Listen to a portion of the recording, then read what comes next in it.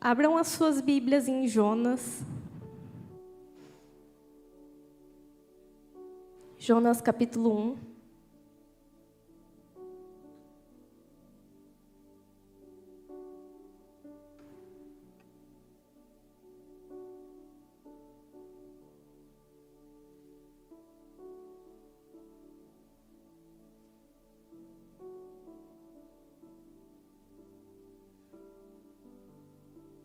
Quem encontrou, diga amém. Quem não encontrou, fala discipulado.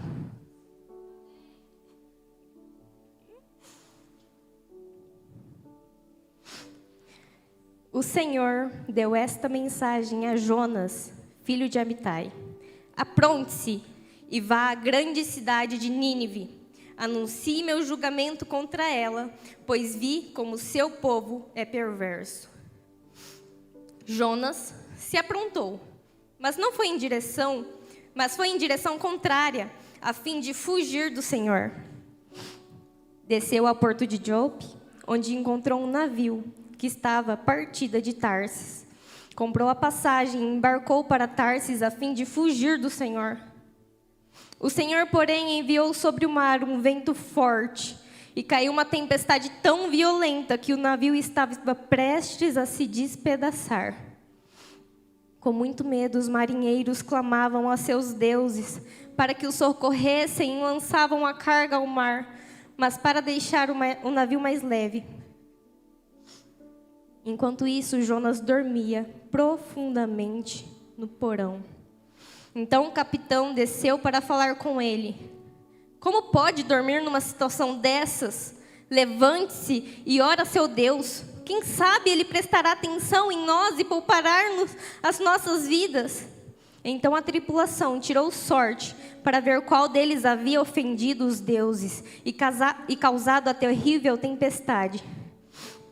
Quando tiraram a sorte, elas indicaram que Jonas era o culpado.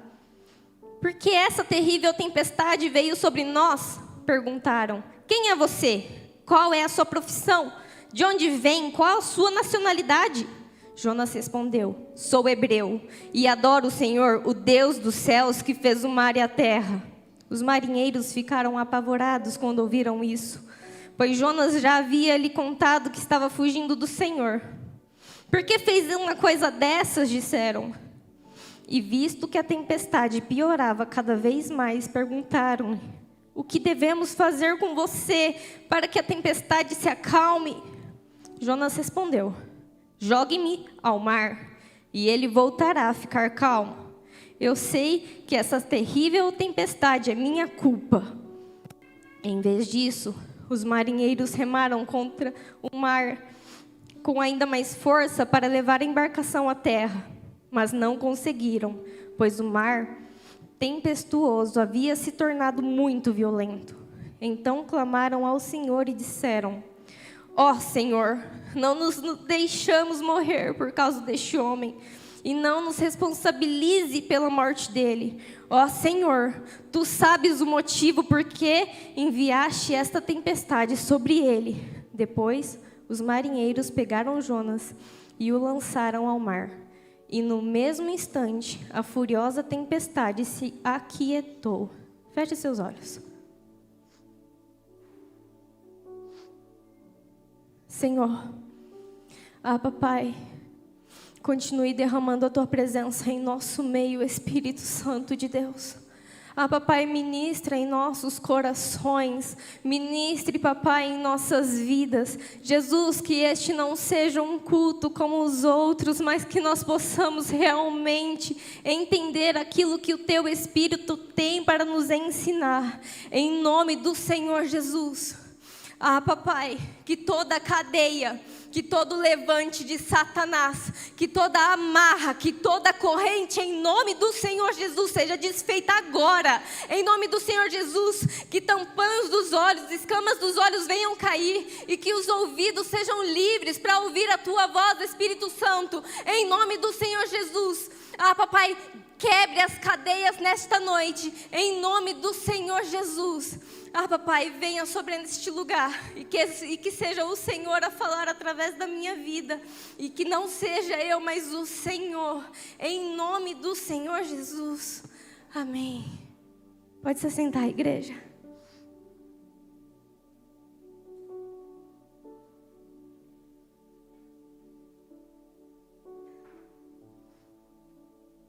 O poder da escolha. Sabe, muitas vezes Deus, Ele nos direciona a andar por caminhos diferentes daquele que a gente escolheu. Muitas vezes a gente olha a nossa pequenez, a gente olha as nossas limitações, a gente olha os nossos traumas, os nossos sofrimentos e tudo aquilo que a gente passou. A gente esquece que somos filhos daquele que criou os céus e a terra. E quando isso acontece, Satanás, ele é ardiloso. Ele sabe exatamente onde te cutucar, aonde te enfiar uma estaca para te paralisar no teu propósito. Faça assim com as tuas mãos.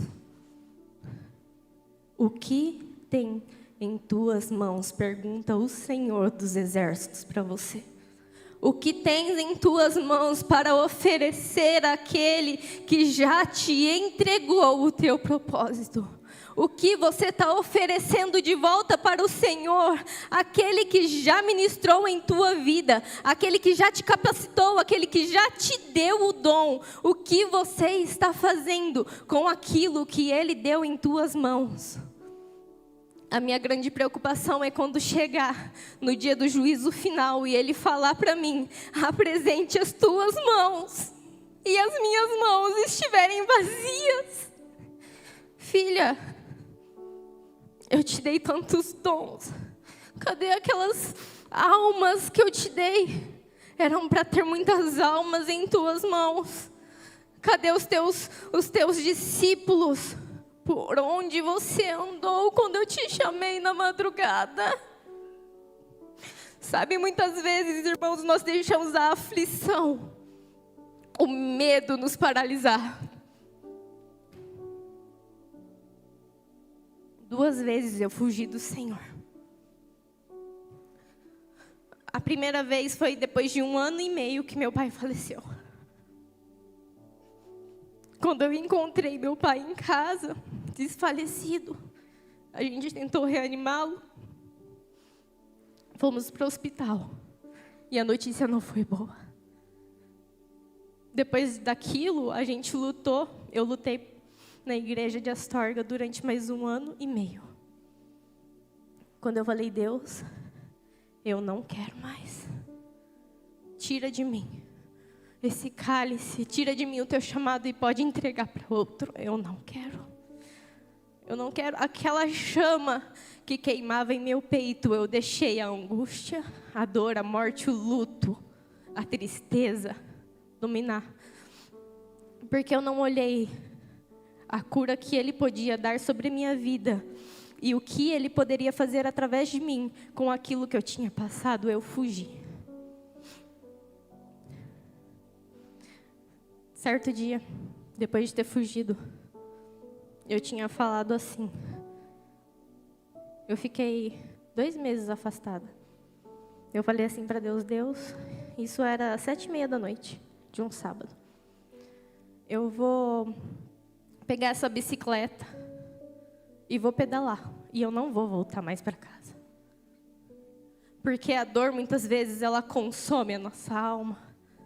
A perca, o sofrimento, a depressão, a ansiedade, o ataque de pânico, quando você não está revestido pelo Espírito Santo, Satanás, ele fica na sua orelha 24 horas, lançando setas para te derrubar.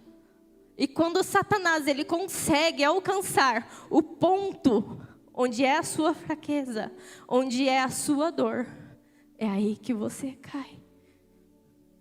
Quando você não enxerga o que o Espírito Santo pode fazer, você não enxerga mais nada. E minha vida estava vazia. Eu não sentia mais vontade de comer, de falar. Eu não tinha mais amigos. Eu não me importava mais. Eu estava longe, andando de bicicleta, 7h30 da noite. Naquela escuridão, eu falei, eu vou descer essa avenida que escura, ninguém vai me ver. A corrente da bicicleta saiu. Falei, nossa, tá, na frente de uma igreja. O irmão saiu da igreja correndo. Ô, irmãzinha, foi Deus que te pegou. Pegou minha bicicleta, enfiou na garagem lá no fundo, pegou a outra lá, pegou pela mão e jogou dentro da igreja. Falei, rápido assim? Naquela noite, Deus me resgatou. Resgatou, eu voltei para Arapongas.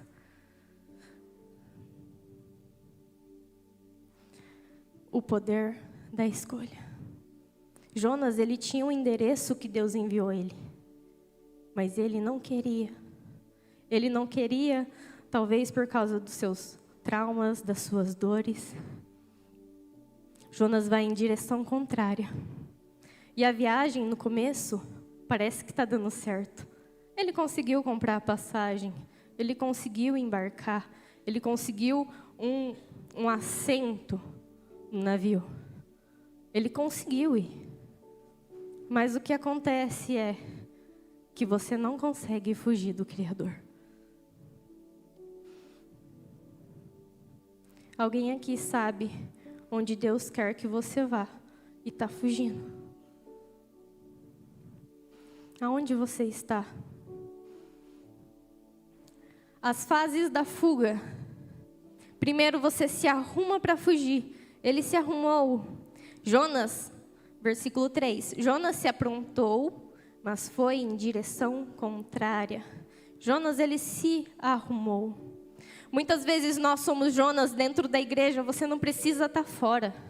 Você pode ser Jonas aqui dentro quando você está aqui e não faz aquilo que ele te deu. Como assim, Raíssa? Você se arruma, você vem para a igreja, você senta nessa cadeira confortável, mas você não entrega aquilo que Deus te deu. Você quer. Deus, eu quero, mas nunca receba isso para a tua honra e glória, receba isso porque é o Senhor, receba isso, não, é sempre eu, não. O segundo estágio de Jonas, ele desce no porão, ele se encosta e dorme profundamente. Gente, eu fico imaginando a cena, uma tempestade prestes a destruir o navio, os marinheiros jogando as coisas para fora do navio, para o navio não rachar, e Jonas dorme profundamente.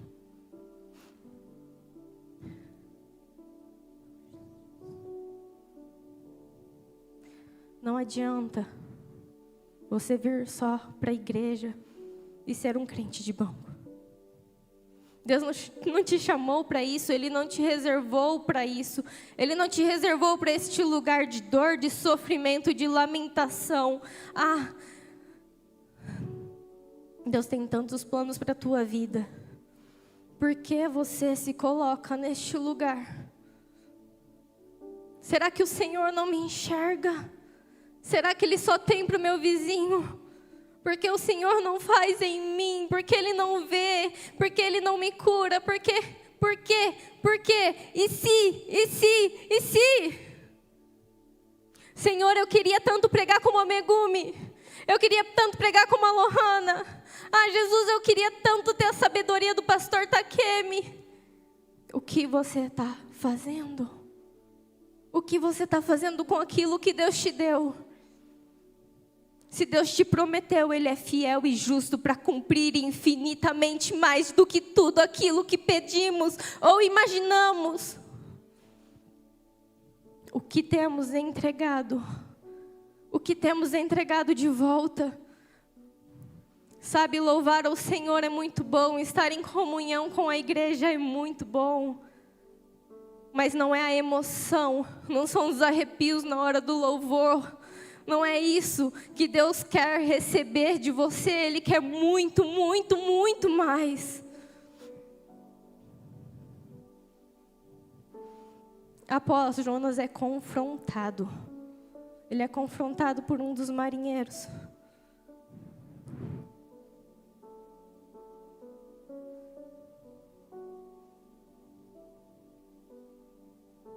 Ele é confrontado pelo capitão. Como pode dormir numa situação dessa? O Senhor te pergunta: como você dorme numa situação dessa?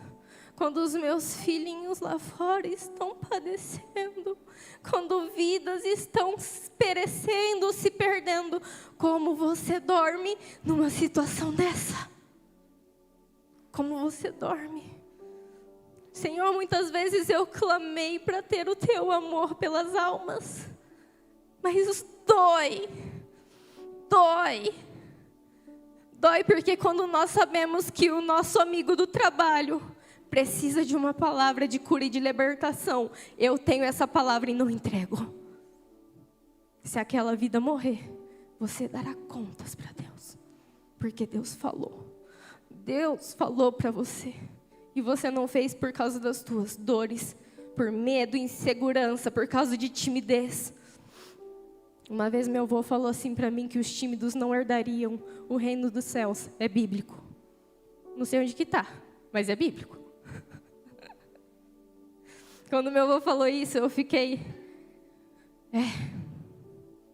eu tenho que ter uma atitude.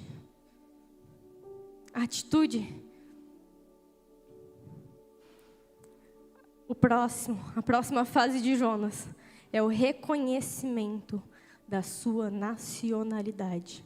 Jonas, ele estava fugindo da presença de Deus, fugindo de Deus. Mas certo momento, o marinheiro, o capitão, ele confronta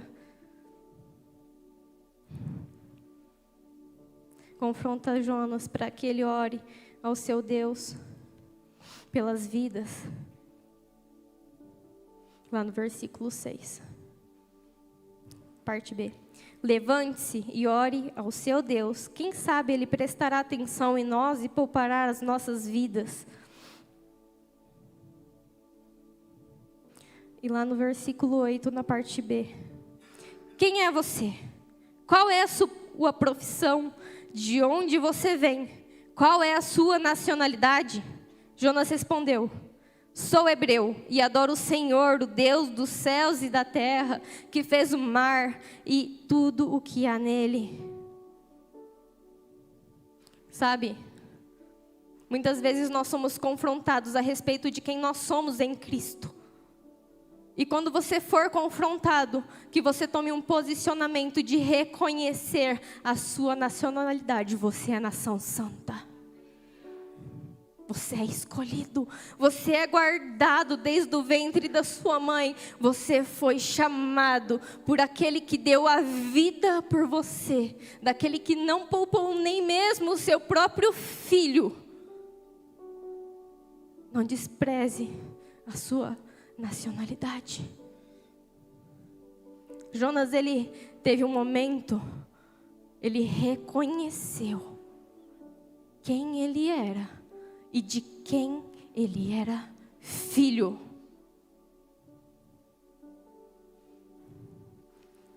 Muitas vezes, quando nós estamos num momento de desespero, a gente pensa em soluções rápidas para solucionar aquilo.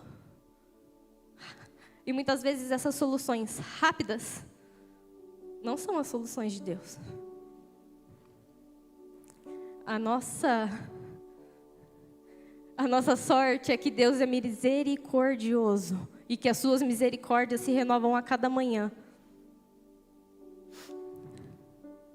A solução rápida de Jonas para aquele momento era a morte. Ser jogado no mar. Ele não tinha coragem de se lançar, então ele falou: me joguem no mar. Os marinheiros, a primeiro momento, eles não quiseram lançar Jonas, porque se o Deus de Jonas fez tudo aquilo naquele momento, o que Ele faria com eles? Então eles tentaram remar para a terra firme com todas as forças.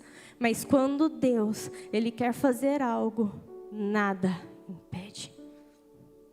Então quando eles viram que não ia dar certo, eles clamaram ao Deus de Jonas, por temor. Então muitas vezes, mesmo você não querendo, o temor vai alcançar as vidas ao seu redor. Porque Deus, Ele é Deus. Ele não precisa da gente. Nós precisamos dEle. Então eles clamam ao Deus de Jonas. E depois de clamarem ao Deus de Jonas, lançam Jonas no mar. E ainda falam assim: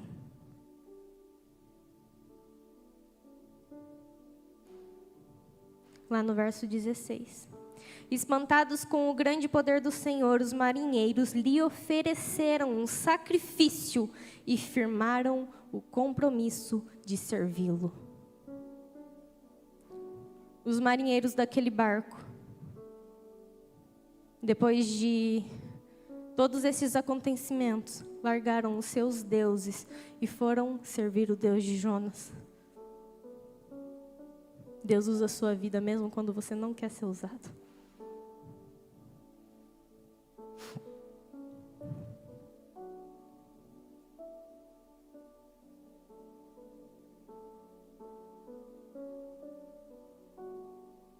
Sabe, Deus permite muita coisa acontecer na nossa vida porque Ele nos deu o livre-arbítrio.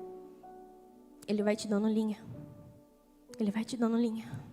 E você vai indo, vai indo.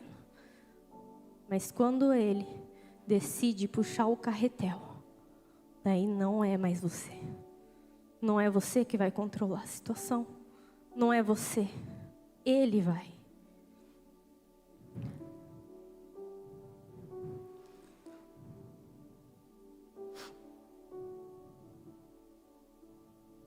Qual a situação, o problema que te colocou no porão?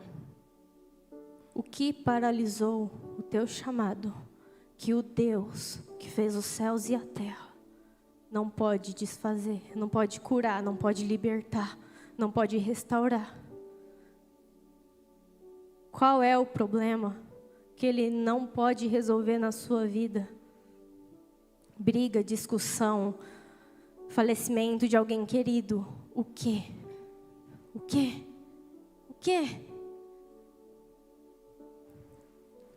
Muitas vezes eu olho para a vida de José, que foi traído pelos próprios irmãos, jogado numa cova para morrer, vendido como escravo. Foi para a prisão, se levantou, foi para a prisão de novo. Como pode uma pessoa que passou por tanto não ter reclamado e ter continuado firme na promessa e no propósito que Deus deu? Porque os sonhos que Deus deu a ele, ainda quando jovem, adolescente, como ele podia, mesmo com as circunstâncias desfavoráveis, situações de dores, ele podia muito bem ter guardado o rancor dos irmãos, ter guardado aquilo por tanto tempo, adoecido e paralisado. Mas a decisão de José foi outra.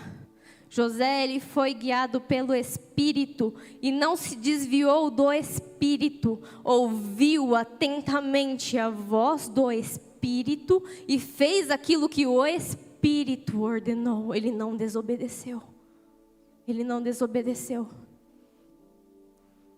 Na história inteira dele, a gente pode ver que em vários momentos ele podia ter parado e falado: não, Deus, por que isso está acontecendo? Por quê? Por que comigo? Nossa, ai Deus, nossa, não quero mais. O Senhor fala para mim que vai fazer, mas também não faz. Reclama, reclama, reclama. Quantas vezes você dobrou o joelho essa semana no teu quarto? Quantas vezes você buscou o íntimo do Deus no secreto? Quantas vezes você foi até o colo do Pai? entregar a Ele os problemas e falar: Tó, Jesus, está aqui, é isso. Jesus, eu estou com ansiedade. Jesus, eu estou com depressão. Jesus, eu fui traído. Jesus, eu fui machucado. Ah, Jesus, falaram tantas coisas a meu respeito. Jesus, falaram que eu não era capaz. Jesus, Jesus, Jesus. Qual foi a última vez que você deitou no colo do Pai e entregou a sua vida na mão dEle? Qual foi a última vez que você deu o controle na mão de Deus e não pegou de volta? Sabe, essa semana Deus me incomodou porque às vezes em minhas orações eu sempre falava: Senhor, troca as minhas vestes. Ah, Senhor, troca as minhas vestes. Sabe,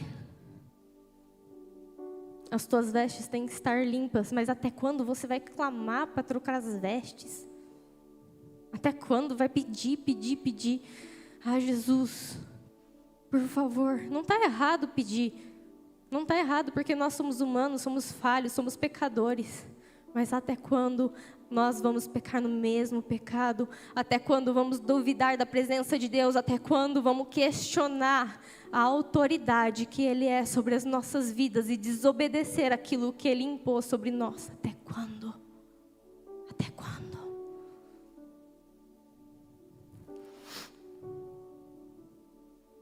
Minha mãe, quando eu era criança, ela cantava uma música assim, da Ana Paula Valadão.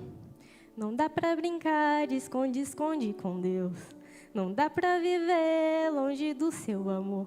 Não importa onde eu for, Ele olha pra mim, de braços abertos, quer me ver feliz. Não dá pra brincar de esconde-esconde. Não dá pra ser só crente aqui dentro da igreja e lá fora não ser crente. Não dá para acreditar aqui dentro e lá fora, com a mesma boca que você profere bênçãos, lançar maldição. Ah, Raíssa, mas eu não falo palavrão. Mas fala do irmão. Questiona, fala assim: nossa, você viu a roupa da irmãzinha lá da igreja? Irmão, se você viu, irmãs, se vocês viram, chega na irmã no particular e fala: irmã, tá escandalizando. Vou te dar umas dicas. Agora, ir lá na outra irmã e causar fomentação no meio do povo de Deus? Não. Até quando a gente vai brincar? Jesus vai voltar num piscar de olhos. Você sabe a hora e o momento? Quando você deixa de se posicionar com o que Deus te entrega, o ambiente onde você está é adulterado. Deus cercou Jonas. Os marinheiros tinham deuses. E Jonas tinha o Deus que criou os céus e a terra, o Deus verdadeiro. Quem é que você está servindo? Não dá para servir a dois senhores. Ou você é de Deus, ou você é do capeta. Aqui você tem ouvido a voz de Deus ou a voz de Satanás? Satanás, ele não brinca de ser Satanás. Ele não brinca. Ele se posiciona, ele te estuda. Ele sabe as caras que você faz. Ele sabe exatamente onde e como te machucar.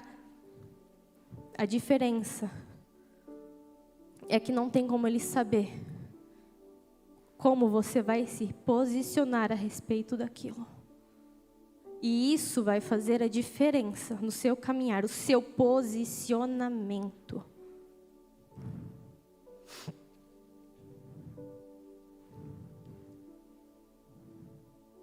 Recomece.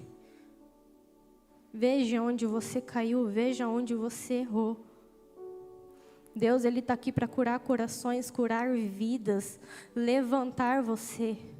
Deus tem um óleo novo para derramar sobre a sua vida, tem um azeite novo para encher o seu vaso. Basta você querer e se posicionar. Não adianta um copo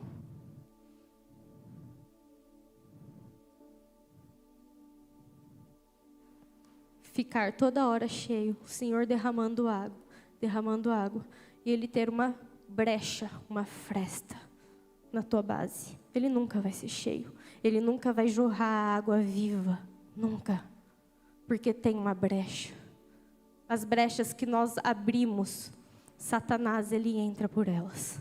E ele usa elas. E muitas vezes ele consegue te derrubar pelas brechas que nós mesmos abrimos. O pastor, ele me ensinou que quando a gente abre uma brecha, a gente tem que reconhecer aonde foi que a gente abriu, confessar os nossos pecados, porque ele é fiel e justo para nos perdoar. Mas nós também temos que desligar e fechar essa brecha que a gente abriu aqui na terra e pedir para que o Pai feche essa brecha lá no céu. Então, nessa noite, se você tem alguma brecha, alguma dor, algum trauma, eu convido você a entregar isso aos pés do altar, aos pés do Senhor, para Ele restaurar a tua vida, o teu casamento, a tua família, a tua descendência, o seu serviço, os seus sonhos, os seus planos.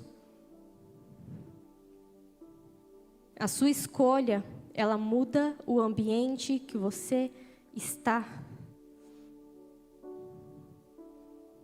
Como José, acabei de falar, a escolha de José mudou totalmente o ambiente que ele se encontrava.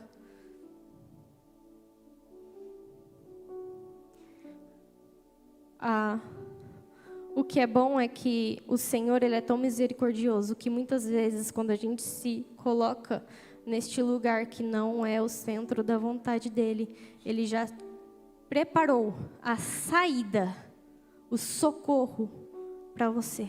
Mas você tem que antes, como Jonas, reconhecer. No verso 17, o Senhor fez que um grande peixe engolisse Jonas. E Jonas ficou dentro do peixe por 3 dias e 3 noites.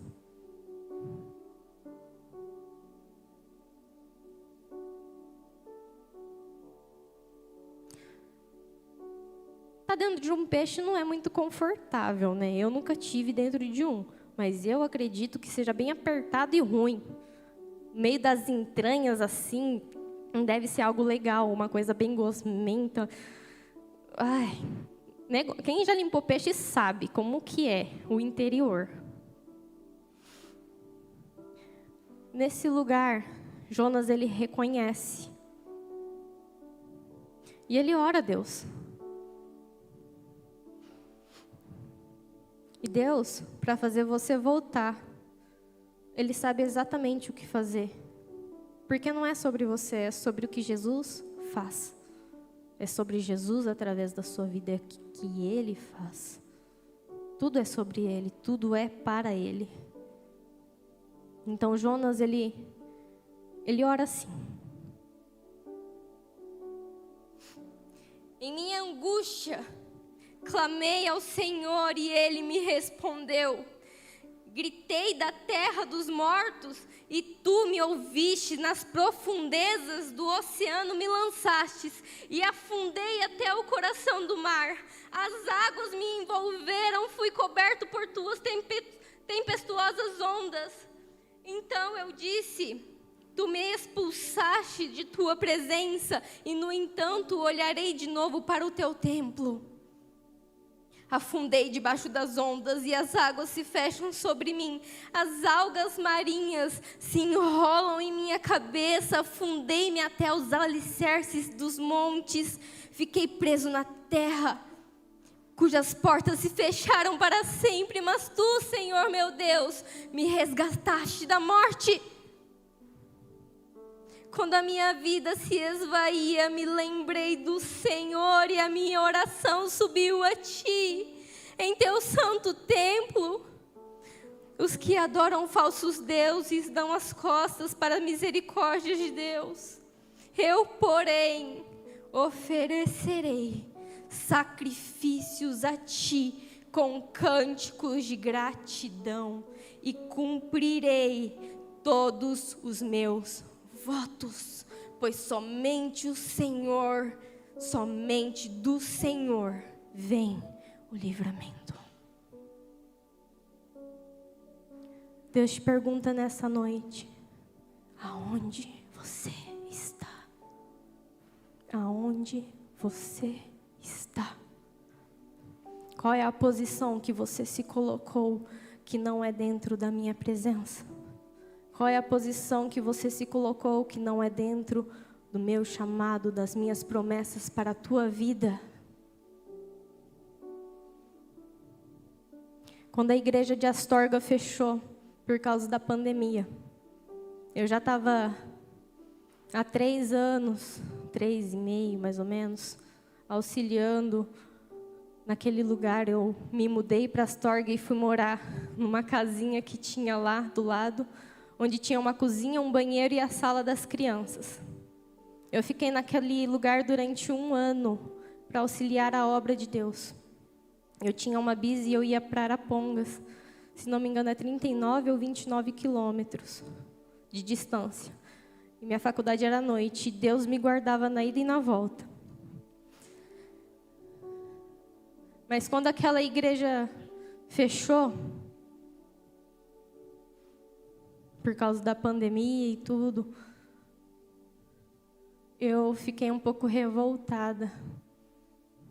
Porque parte de mim, ela amava aquele lugar, eu queria que aquele lugar frutificasse, que ele crescesse. Então, eu me desesperei na minha alma. E novamente eu falei para Deus: Senhor, eu vou ficar no banco. E aí aqui, ninguém me tira. Porque eu estava na tua casa, fazendo a tua obra, fazendo a tua vontade. Senhor, eu dormi durante 1 ano num colchão no chão, que durante a noite era a minha cama, e durante os cultos era a cadeira das crianças sentar. Eu não tinha onde fazer direito minha comida, porque eu era um fogão industrial, tinha medo de ligar e me queimar. Eu fiquei naquele lugar durante 1 ano, e eu falei: Pai, eu lutei tanto, eu fiz tanto, por quê? Eu questionei aquilo que Deus estava fazendo.